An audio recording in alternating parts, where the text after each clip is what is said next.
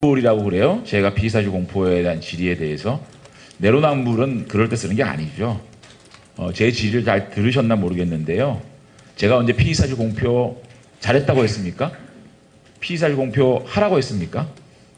권성동, 김성태 의원을 비롯해가지고 피의사실 공포 문제에 대해서 가장 강력하게 문제를 제기했고 이 법 상문화시키지 마라, 적용해야 된다 라고 주장했던 사람입니다. 그 생각에는 아직 변함이 없어요. 다만 제가 지적했던 포인트는 민주당이 왜 이렇게 조국 사건이 터지자마자 그 전에는 가만히 있다가 단 한마디도 피의사실 공포에 대해서 범죄다 이렇게 얘기 안 하다가 조국 사건 터지고 난 다음에 이렇게 하느냐, 그거를 지적한 겁니다. 저는 피의사실 공포 문제에 대해서 좀 더 강력한 입법을 하자 동의하는 사람이에요. 그러니까 제 말을 뭐 내로남불이다 이렇게 좀 안 했으면 좋겠고요. 그 다음에 이철희 의원님 안 계신데 제가 이철희 의원님 말씀 듣고 저도 뭐 동의를 해요. 피의사실 공포 문제에 대해서 여야가 함께 좀 논의했으면 좋겠다고 생각하는데, 단 김태정 당시 DJ 정부 때입니다. 법무장관께서 온로비 사건에 휘말려가지고 2주 만에 사퇴를 한 적이 있습니다. 그때도 검찰총장 박순현 총장께서 김태정 법무장관을 구속을 시켰죠.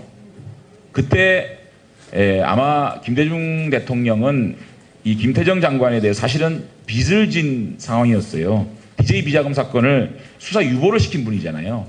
그럼에도 불구하고 DJ는 김태정 법무장관을 2주 만에 사퇴를 시켰습니다. 왜냐? 저스티스, 정의 담당 장관이었기 때문에 사퇴를 시켰습니다. 문재인 대통령은 김대중 대통령의 그런 용기가 필요하다. 그 용기를 따라야 되겠다. 피의사실 공포요, 검찰개혁이요, 같이 논의할 수 있습니다. 다만 전제는 조국의 사퇴가 전제돼야 됩니다. 그것이 진정성이라 생각이 들고요. 조국 놔두고 피의사실 공포 얘기한다? 저는 그거는 진정성이 없다고 생각합니다. 그렇기 때문에 문재인 대통령은 하루빨리 국론을 분열시키고 이렇게 국가를 산산조각내는 조국 장관을 빨리 사퇴시키는 것이 옳다. 저는 이렇게 생각하고요. 또 한번 넘겨보세요. 이 비공개 소환, 이것도 전제를 제가 하겠습니다. 역시 이것도 해야 됩니다. 필요하다고 생각합니다. 만약에 지금 포토라인에 섰던 분들이 무죄 판결이 난다면 그 인권은 어떻게 되겠습니까? 그런데요, 너무 이것도 공정과 형평이 맞질 않아요. 정경심 교수 비공개 소환 당시에 저 셔터가 내려가 있고 완벽하게 봉쇄를 하지 않았습니까? 그리고 이해식 대변인이 뭐라 그랬느냐? 피의자 공개 소환, 포토라인 심야조사 등은 피의사실 공포와 함께 개선돼야 될 대표적인 사례다. 피의자 인권을 존중하는 보다 선진적인 수사로 가는 계기가 되기 바란다. 환영 논평을 냈어요. 그런데 권성동 의원도 비공개 소환됐죠. 근데 권성동 의원은 조사 마치고 나올 때 기자를 만났습니다. 그때 죄송합니다. 우리 백혜련 의원께서 나오시는데 저 때는 대변인으로서 한 거죠. 개인 백혜련이 아니라. 민주당 대변인께서 검찰 소환 과정에서 석연치 않은 부분이 많다. 검찰을 감시하는 국제사법위원회 위원장이 주는 무게감에 검찰이 눈치 보는 건 아니냐. 이 말을 그대로 돌려드리면요, 법무장관 부인이 주는 무게감에 검찰이 눈치 보는 거 아닌가, 이렇게 얘기할 수 있는 거 아닙니까? 비공개 소환 필요합니다. 그런데 누구는 인권이 존중되는 계기가 되기 바란다고 논평을 내고, 권성동 때는 이 법제사법위원회의 위원장이 주는 무게감에 검찰이 눈치 보는 것이다, 이렇게 논평하는 이중성, 이중적 잣대, 저울이 부러진 대한민국, 저는 이거를 지적하는 겁니다. 또 한번 넘겨볼까요? 왼쪽은 정유라고요, 오른쪽은 조민입니다. 정유라가 이 당시에 포토라인 쓴 다음에 어떤 조롱과 또 비판을 받았는지 압니까? 뭐 입었더라, 무슨 차 타고 왔더라, 모자를 눌렀었더라, 공항에서부터 아마 중계됐죠?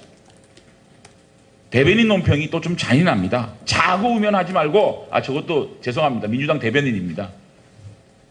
사이다 수사를 해야 된다. 저 20대의 여성이 저렇게 기자들에 쌀려가지고 온갖 조롱을 당하고 있는 저 공개 소환에 사이다 수사를 해라, 이렇게 얘기를 했어요. 그런데 조민 조국 씨 딸이 검찰에 비공개 소환되고 난 다음에 이인영 원내대표는 소환되고 난 다음에 검찰이 혹시나 피의사실 유포할까 봐 그게 걱정이 됐나 봐요. 뭐라 그랬습니까? 검찰에 대한 감찰 기능도 강화하고 피의자의 인권 보호를 위한 피사주 공포 금지 규정 이런 것도 더 강화해야 된다. 조민이 들어간 것도 몰랐고 나온 것도 몰랐고 저렇게 깜깜이 소환을 했는데도 이인영 대표는 수사하고 난 다음에 피의사주 공포가 걱정이 됐나 봐요. 피의사주 공포 이거 더 강화해야 된다. 이렇게 얘기하는 이중적 잣대, 민주당의 이중성, 과연 이분들이 비공개 소환을 얘기할 수 있는 자격이 있느냐, 이거를 얘기하는 겁니다. 저는 또 한번 넘겨보실래요? 저 80대 노인입니다.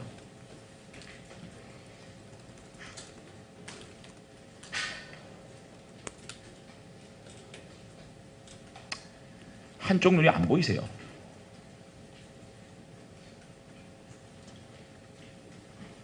저런 모습으로 소환을 하셨습니다. 여러분들이. 안규백 당시 최고위원은 뭐라 그런 줄 압니까? 정권 수뇌부의 검은 영향을 의심한다. 드러난 문제도 권력을 동원해 아무렇지 않게 덮을 수 있었다.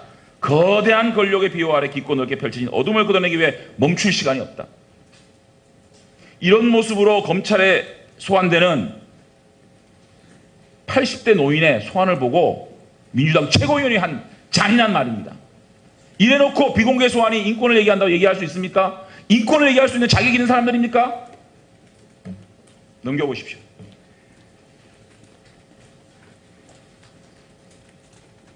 눈물이 납니다. 왜 영장실질 신사하는데 수갑을 채웁니까? 대한민국 군인입니다. 1분만 더 주세요. 당시 김현 대변인이 뭐라고 압니까?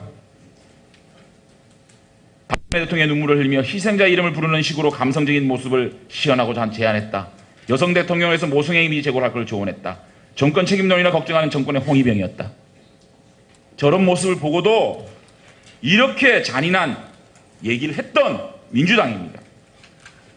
2016년 11월 13일 날 민주당은 논평을 냅니다. 검찰 왜 재벌 총수는 비공개 소환하는가? 재벌에게 알아서 기는 검찰은 각성해야 된다. 법의 심판대에 예외가 있을 수 없다. 공개 수사해야 된다. 죄가 있다면 엄정하게 단죄해야 된다. 말 그대로 돌리드리겠습니다. 조국 권력에 굴복하여 알아서 기는 검찰을 각성해야 한다. 왜 이렇게 조국과 조국이 아닌 다른 사람과 잣대가 틀려야 되고 저울이 틀려야 됩니까? 저는 그것을 지적하는 겁니다. 이상입니다.